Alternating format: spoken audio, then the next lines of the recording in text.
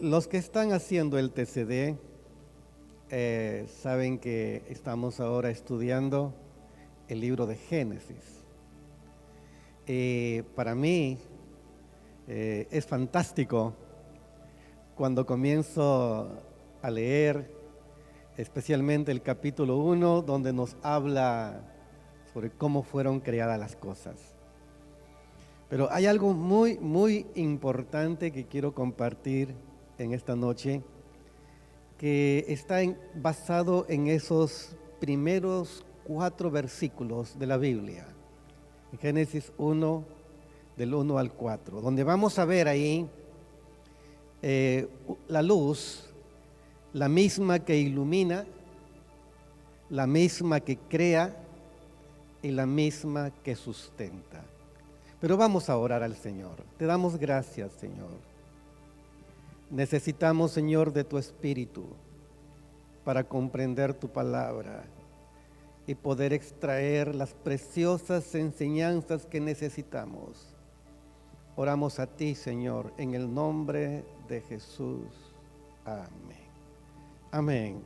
Veamos entonces qué dice, pues, en Génesis, ahí en ese capítulo 1, del versículo 1 al 4. Amén. ¿Podemos ver ahí? Está clarito, ¿no? Dice, en el principio creó Dios los cielos y la tierra. Si usted se da cuenta, cuando dice los cielos, se refiere a todo el universo. ¿Qué entendemos nosotros con universo? Según los estudiosos, nos dicen que estamos en una vía láctea, que está dentro de una galaxia y que hay miles y miles de galaxias y que es imposible llegar al límite donde terminan todas las galaxias. Entonces, se necesitaría una gran tecnología y vivir muchísimos años para poder llegar al final. Y eso es complicado y es difícil. Pero ese universo lo hizo Dios. Cuando comienza aquí el texto bíblico, en el principio creó Dios los cielos. Entonces está hablando de todo el universo. Se dice que así como hay un sol para nosotros, hay otros soles en las otras galaxias. Pero todavía James Webb, que es algo que han enviado al universo para fotografiar, nos está enviando lo último de las existencias que hay en el universo. Y entonces Dios es muy didáctico en la manera como nos quiere enseñar de qué manera fueron creados los cielos y la tierra. Pero mire, en todo ese gran universo, en ese universo infinito para nuestras limitaciones, es que como que si en todo un desierto escogemos una arenita, la más pequeña, y nuestro planeta en todo el universo es como una arenita en todo ese desierto.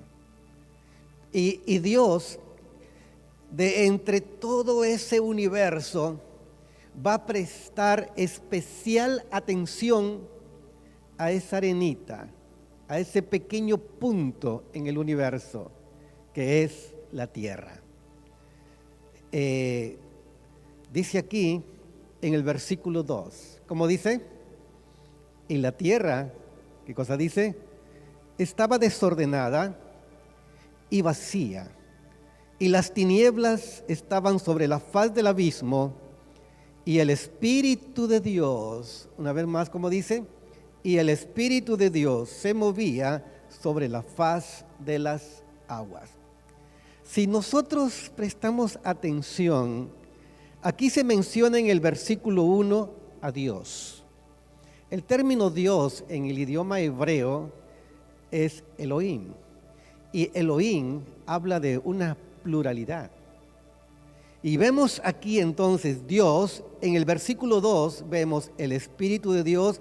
Entonces estamos encontrando aquí la divinidad que se manifiesta en tres maneras distintas. El mismo Dios manifestándose en tres maneras distintas. Pero vemos ahí en el versículo 1 Dios, vemos en el versículo 2 el Espíritu de Dios, y nos falta identificar aquí a quién. Tenemos Dios, Espíritu de Dios, lo que se llama el Verbo. El Verbo. Yo sé, Cristo es el Verbo. Es lo que nos faltaría identificar ahí. Pero antes de identificar aquí a la tercera persona de la Trinidad, como se le conoce, a Cristo el Verbo, veamos el versículo 2, en qué condición estaba al principio la tierra. Estaba, dice, desordenada, ¿y qué más? Vacía, ¿y qué más? Y estaba en tinieblas. Nosotros no podemos hacer una interpretación moral de este texto bíblico, porque no se refiere a lo moral. Se está refiriendo a lo que es geo, tierra, planeta. Está refiriéndose a la creación de nuestro hábitat, que es la tierra. Y entonces Dios, de manera muy didáctica, nos va a enseñar cómo fueron creadas las cosas. No vamos a poder estudiar todo el capítulo, pero vamos a ver aquí entonces, lo primero dice que estaba desordenado. ¿En qué consiste que estaba desordenado? Al principio la tierra era como un globo de agua. Y dentro de ese globo está todo desordenado. Yo les pregunto una cosa. ¿Qué pasaría si en este momento desaparece la ley de la gravedad? ¿Qué piensan ustedes que puede pasar? Y puede pasar. ¿Qué pasaría? ¿Te imaginas qué pasaría si la ley de la gravedad, prácticamente nosotros comenzaríamos a flotar? Las aguas comenzarían a salirse. La incandescencia del centro de la tierra comenzaría entonces a salir. Y entonces, al perderse la gravedad de la tierra, comenzaríamos a ver que todo comienza a desordenarse. Todo comienza a entrar en una anarquía. ¿Se imaginan entonces cómo sería? ¿Por qué dice la Biblia que la tierra estaba desordenada?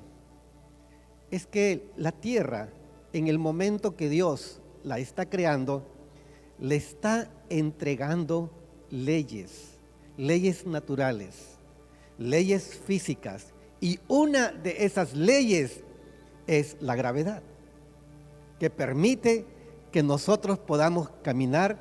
Nosotros estamos en el hemisferio sur, ¿no es cierto? En el globo, si hacemos imaginariamente el globo terráqueo, nosotros estamos caminando prácticamente como en horizontal, ¿no? Pero no parece. Sí, estamos caminando así como horizontal, según el globo terráqueo, ¿no? Y los amigos de Chile, ¿cómo están caminando? Es cabeza abajo, pero no parece, ¿no es cierto? Los amigos que están en el polo norte, bueno, ellos sí están caminando en dirección vertical. Pero ¿qué es lo que nos permite tener estabilidad? Es precisamente esa ley, la ley de la gravedad. Por eso que dice que la tierra estaba desordenada, y para darle orden, de ahí viene algo que se me viene a la mente, la ley y el orden. Son las leyes que permiten que exista un orden. Entonces, ¿por qué cree usted que el mar se mantiene en ese límite. Bueno, a veces los tsunamis pueden hacer estragos también. Pero ¿por qué el mar está ahí? Porque dice Job que Dios le dio leyes al mar.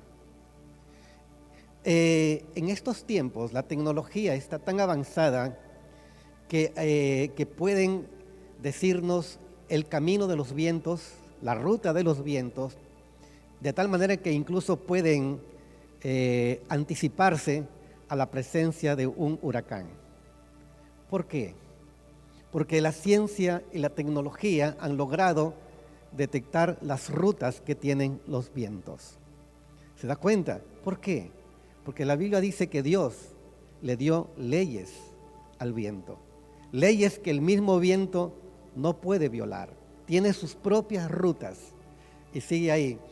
¿Por qué tenemos nosotros, por ejemplo, lluvias en el norte, en la costa del norte?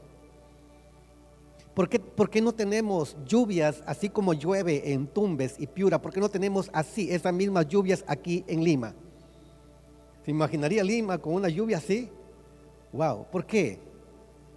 Porque precisamente son los vientos que se encargan de llevar la evaporación y condensar en el lugar exacto. Los vientos no nos dejan nubes acá para condensar. Se las llevan hasta el norte, por ejemplo. ¿Por qué? Porque todo tiene leyes. Todo tiene leyes. Cuando uno comienza a estudiar la física, incluso la química, cuando uno comienza a estudiar todas esas cosas, se va dando cuenta que hay leyes que uno no puede violar. Por ejemplo, si yo trazara una línea imaginaria desde el lugar que estoy aquí hasta la primera banca, trazo una línea imaginaria y yo puedo caminar sobre esa línea imaginaria. ¿Qué piensan ustedes? ¿Se puede? ¿Quién quiere hacer la prueba? A ver, ¿quién está más gordito para probar? ¿Podemos hacer la prueba contigo, José Luis? ¿Qué pasaría si a José lo hiciéramos caminar sobre esa línea imaginaria? ¿Qué piensan ustedes? ¿Qué pasaría con José? Se va a caer. ¿Y por qué? ¿Por qué se cae? Porque existe una ley. Se llama la ley de la gravedad. Cuando dice la Biblia y la tierra estaba desordenada, es que Dios a partir de ese momento le va a dar leyes a todo el universo. No solamente leyes aquí en la tierra, sino aún fuera de la tierra. Miren los planetas, se salen de su ruta, nos tienen su propia ruta. Es fantástico cuando uno entra a YouTube, por ejemplo, y comienza a ver esas cosas, ¿no? De cómo tienen su ruta, ¿no? Y no se chocan. Y no se chocan, ¿sabe por qué? Porque entre planeta y planeta existe una ley que se llama la ley de la gravitación. Que el polo norte y el polo sur permiten que haya una fuerza gravitacional que incluso no permite que la basura que está en el espacio entre a la tierra. Algunos entran, pero imagínense si entraran todos, desapareceríamos. ¿Por qué existe esa ley? Porque Dios la dio. Dios hizo todo eso. Es más, para que Dios permita que eso perdure, dice que Él mismo la sustenta. O sea, son leyes que Dios le dio y que Dios mismo la sustenta. Estaba desordenada y ¿qué más dice? Y estaba vacía. ¿Por qué dice vacía? Porque entonces Dios va a comenzar a poblar la tierra. Dios, entonces ustedes pueden ver ahí la sucesión de cosas que Dios hace, es que Dios comienza a darle vida a este planeta. Que hayan animales, que hayan peces, que hayan plantas, etc. Y cuando dice de pronto aquí, y dijo Dios, sea la luz, y fue la luz. Y vio Dios que la luz, ¿qué dice? Era buena. Y separó Dios la luz de las tinieblas. Mire una cosa, ¿de dónde vino esa luz? ¿Alguien me puede decir de dónde vino esa luz? Y Dianita, ¿de dónde vendría esa luz? ¿A qué se refiere a esa luz? Mire, el sol y la luna recién son creados en el cuarto día. Aquí no hay sol, no hay luna. Mire, tan es así como que Dios comienza a poner orden a partir de la tierra, porque recién en el cuarto día Dios crea el sol, la luna y las estrellas. En el cuarto día. Pero estamos en el primer día. ¿De dónde vino esa luz? Vamos a tratar de que sea la misma Biblia que nos dé las respuestas, porque si no vamos a caer en la especulación. Mire, entonces, primero recordemos que se menciona a Dios, se menciona al Espíritu Santo, pero vamos a ver dónde se menciona al Verbo. Cuando dice el versículo 3, y dijo Dios, para que Dios pueda expresarse, ¿qué necesita? Yo, para poder expresarme con ustedes, ¿qué necesito? Se llama la palabra. Entonces, la Biblia dice que Cristo es la palabra. Y cuando dice aquí, y dijo Dios, entonces en esta expresión está implícito el verbo, el logos, la palabra, Cristo. Y dijo Dios, sea la luz. Y vamos a ver entonces, ¿de dónde salió esa luz?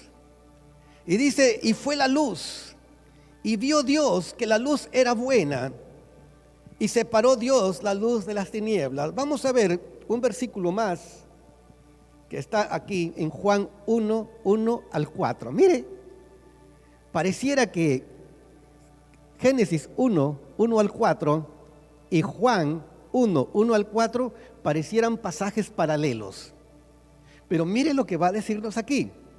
Nos dice en el principio.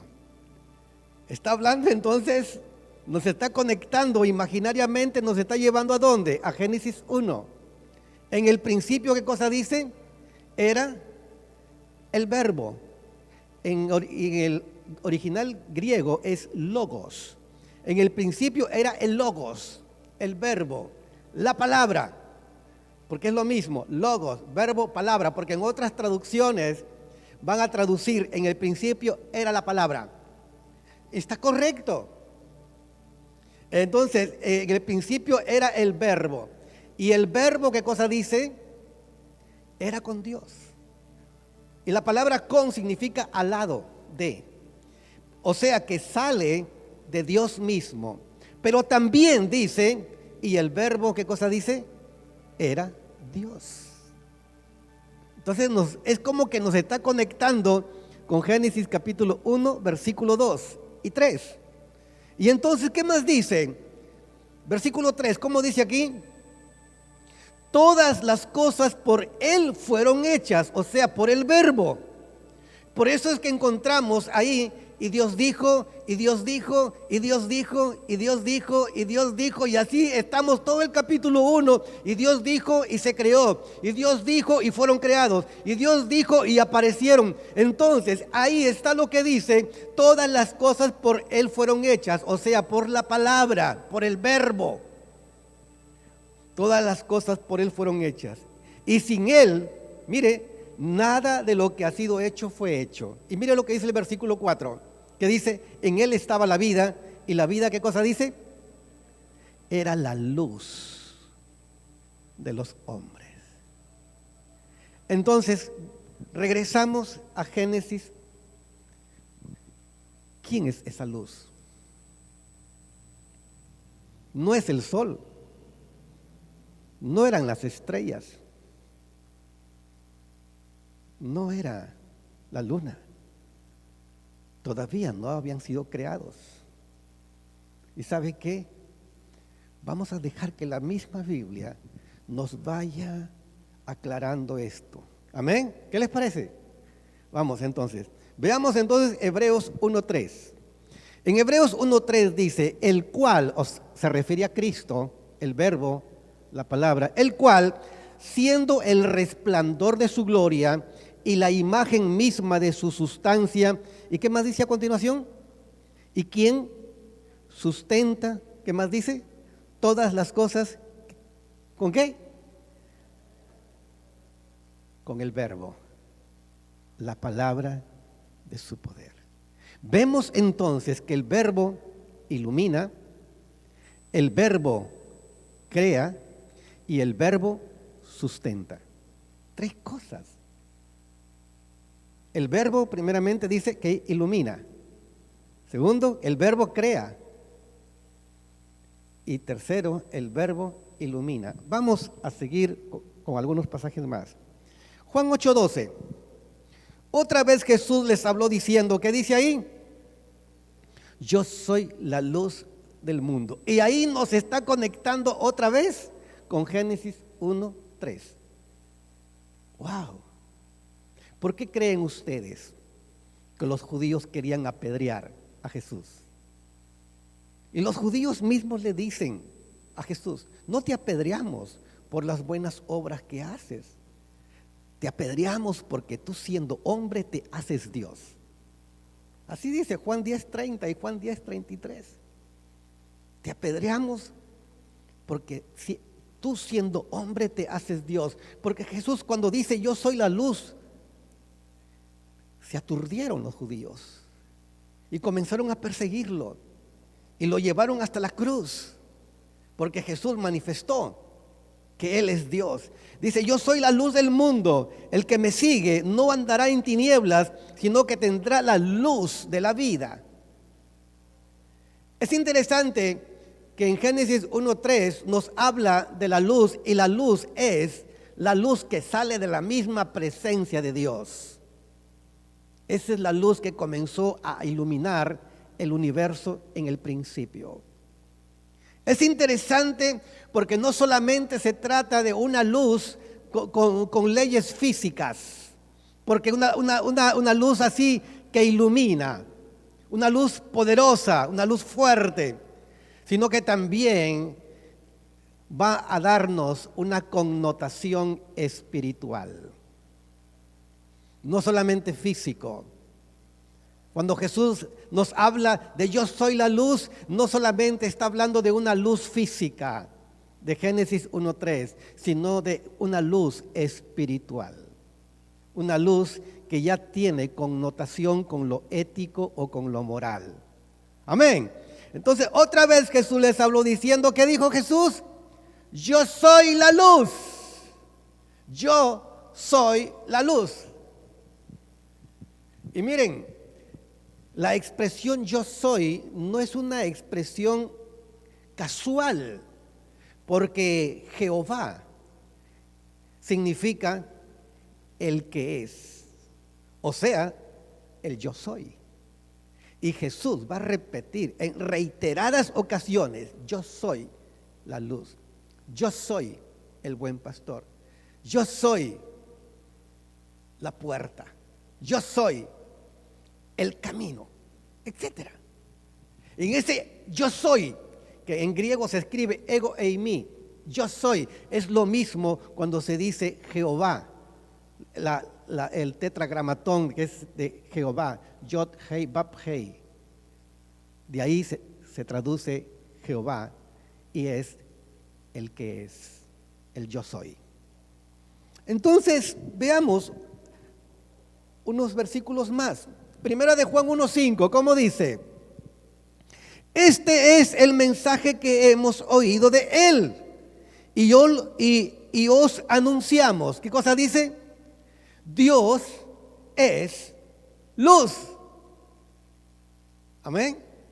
Dios es luz. Entonces, a ver, para no perder, estoy en la 6, a ver, veamos. Entonces, lo que dice ahí, y dijo Dios, sea la luz, y fue la luz. Entonces, ¿quién fue esa luz? Dios mismo.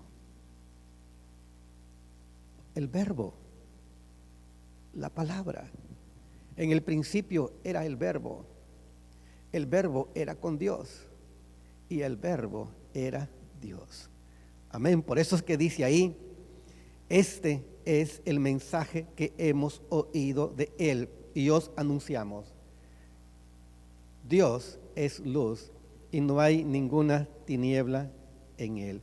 Veamos entonces otro pasaje que tiene que ver con un testimonio del apóstol Pablo, cuando él era Saulo y cuando él estaba persiguiendo a la iglesia. Y entonces se le apareció algo en el camino. Mire, pero aconteció que yendo yo, dice Pablo, pero aconteció que yendo yo al llegar cerca de Damasco, ¿qué más dice? Como a mediodía, allí en tierras orientales, el sol del mediodía es un sol realmente fuerte, incandescente. Es terrible estar por esos desiertos con ese calor que hay ahí al mediodía. Y dice como al mediodía. Yo que soy piurano y que yo sé lo que es un sol de mediodía, es un sol de donde tienes que ponerte sombrero o gorra o tener tu botella con agua helada para estarte echando ahí porque es un calor terrible. ¿Cuántos conocen Piura? Si no conocen, les invito a conocer Piura, por favor. Dice aquí, pero aconteció que yendo al llegar cerca de Damasco como a mediodía, ¿qué sucedió en ese mediodía? De repente me rodeó, ¿qué cosa dice? Una luz del cielo. En consecuencia, algunos dicen que posiblemente Saulo aquí iba en un caballo, pero no dice nada de caballo. Y caía al suelo. ¿Qué tal golpe que se metió si es que realmente iba en caballo, no? ¿Qué estaba haciendo Saulo de Tarso? Estaba persiguiendo a los cristianos. Todavía no estaba convertido. Dice, y caí al suelo. ¿Y qué más dice? Y oí una voz, palabra, verbo. Le insinúa algo y se pone interesante. Dice, y oí una voz que me decía, ¿quién está hablando? Saulo, Saulo, ¿por qué me persigues? ¿Quién está hablando? El Verbo, Jesús. Interesante. Pero ¿cómo apareció Jesús a Saulo de Tarso? Como una luz, ¿qué dice? Una luz del cielo. Es lo mismo decir una luz divina. Y mire, para que Pablo hiciera realmente la comparación entre lo que es la luz del mediodía con una luz tan fuerte, o sea que en plena luz del sol aparece una luz más fuerte que el sol. Porque imagínate, si tú tienes una linterna y a las 12 del mediodía sales ahí en pleno sol que cae, ¿tú crees que esa linterna va a lograr iluminar? Y si le apuntas a los ojos a una persona, ¿usted cree que le va a afectar? No le afecta nada. Pero para que realmente esta luz le afecte a Pablo, que lo tire del, si se dice que era caballo, pero que caiga al suelo, y entonces esa luz no era una luz como la que nosotros conocemos. Dice aquí una luz del cielo. Y dice Pablo, y caí al suelo. Y luego dice, y oí una voz que me decía, Génesis 1:3, el Verbo. Una luz, una voz. ¿Se da cuenta? Hay mucha similitud. Que decía, Saulo, Saulo, ¿por qué me persigues? La ciudad, dice, no tiene necesidad de sol ni de luna que brille en ella. ¿Qué más dice ahí? Porque la gloria de Dios, ¿qué cosa dice? La ilumina, y el Cordero, el Verbo, es su lumbrera. Amén. Márquelo ahí, márquelo ahí. Voy a explicar. En Apocalipsis nos habla de un cielo nuevo y una tierra nueva. Significa que este hábitat que nosotros tenemos va a ser purificado por fuego. El apóstol Pedro dice que es el fuego que va a purificar esta tierra. Y cuando ya la tierra haya sido purificada, dice que no habrá memoria del pasado. Y dice Juan de Apocalipsis, y vi descender del cielo una ciudad en cuadrado, que se llama la Nueva Jerusalén. Y cuando nosotros estemos ahí, los que hemos sido lavados con la sangre de Cristo, los que hemos sido purificados y perdonados, los que hemos creído en Cristo Jesús para salvación y vida eterna, nos vamos a encontrar en esa ciudad que Dios ha preparado, esa Nueva Jerusalén. Pero ¿quién va a iluminar esa nueva tierra? Dice, porque la gloria de Dios, ¿qué cosa dice? La ilumina. Y el Cordero, o sea, Cristo, es su lumbrera. O sea, es como que en ese momento regresamos a Génesis 1:3 para un nuevo comienzo. Amén. Para un nuevo comienzo. Cuando estemos reinando con Cristo para siempre, cuando estemos allí en la Nueva Jerusalén, será un nuevo comienzo y como que nos ubica a Génesis 1:3 y como que recién comienza otra vez la creación. Wow, ¿qué tal? ¿Qué les parece? ¿Les parece interesante? Amén. Entonces confirmamos, es Apocalipsis 22. Y si usted sigue leyendo, dice, y las naciones que estarán allí en la Nueva Jerusalén andarán a la luz de Cristo. Por eso, mis queridos hermanos, ¿hasta dónde te lleva tu fe? Dice el Señor que Él es la luz. Pero el Señor también dice, ustedes son la luz. Tú también eres la luz. Porque nosotros recibimos de Cristo la luz. ¿Y cómo nosotros vamos a iluminar? No es que nosotros nos vamos a convertir ahora como, ¿cómo se llaman esas? Luciérnagas. Así, no es que somos luciérnagas. No. Lo que la Biblia enseña es que nuestras obras, nuestro testimonio es la luz. Dice, vosotros sois la luz del mundo. La luz no se esconde debajo de una mesa. Ustedes son la luz del mundo y eso es a través de sus buenas obras, de su testimonio. Así que, queridos hermanos, el Señor nos invita, nos llama a ser luz, porque Él es luz. Amén.